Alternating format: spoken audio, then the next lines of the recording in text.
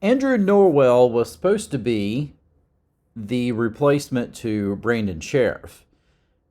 Kind of like, okay, well, we're having to let go of Brandon Sheriff. Well, not really letting go, but just we're losing him, right? But we're replacing him with another Pro Bowler in Andrew Norwell, so it's all good, right? It's kind of an even wasn't really a trade, but an even trade, right? I mean, everything's going to be great.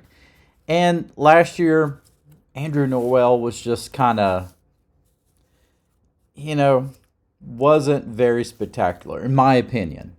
Now, there was a news article that said that he only committed 4 penalties last year. Honestly, I'd have to go back and look because I thought he committed a lot more penalties than just four last year. I mean, honestly, I felt like he committed at least that many penalties in one game. I remember some games where he just looked awful to me, in my opinion. And definitely, to me, a downgrade from Brandon Sheriff. But that with not standing, here we go with um,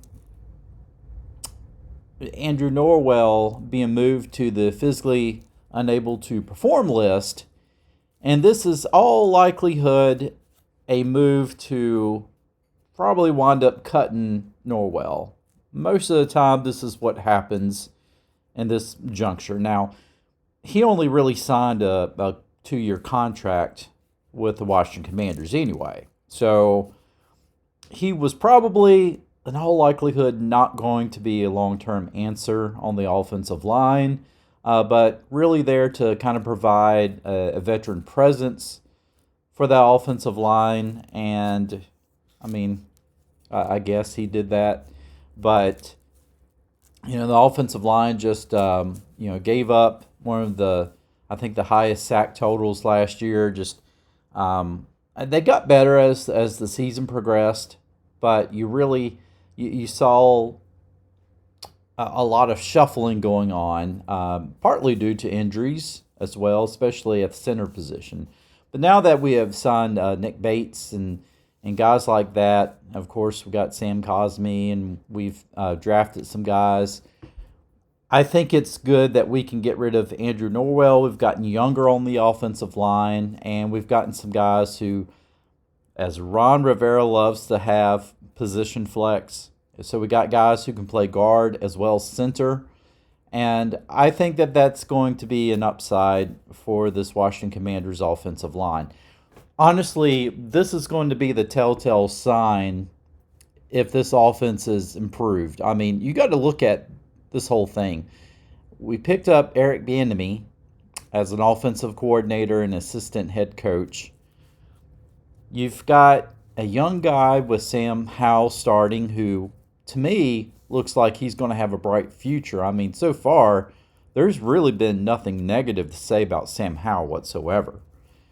And then you've got, of course, a talented group of wide receivers there. You got, of course, Dotson there, Jahan Dotson. You've got Terry McLaurin. You've got Curtis Samuel there.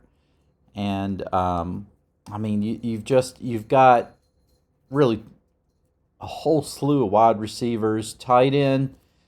We're still trying to fill that out. Hopefully, Logan Thomas has a bounce back year this year. And then the backfield, we've got a solid backfield there with the running backs, Antonio Gibson, Brian Robinson. So, I mean, you look at the offense, we've got the skilled positions set. Really, honestly, it really comes down to that nucleus there on the offensive line. That's going to be the key.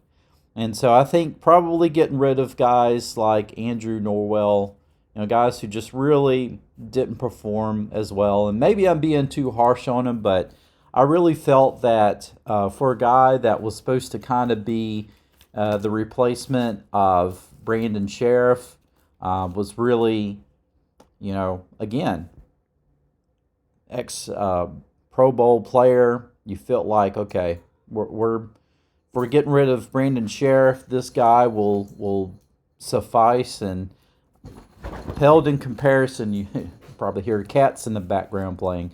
Held in comparison to anything that Brandon Sheriff gave to us.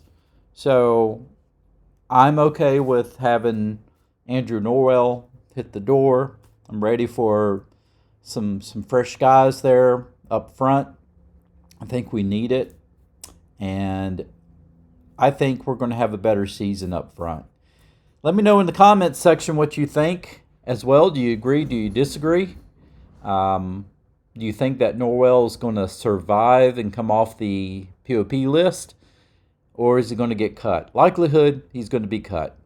And we also need some cost savings as well.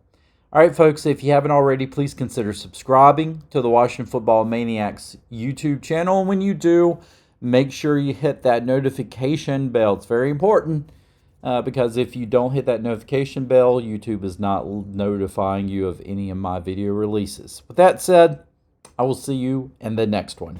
Hey, you stayed until the very end. Thank you so much. Watch another one right now.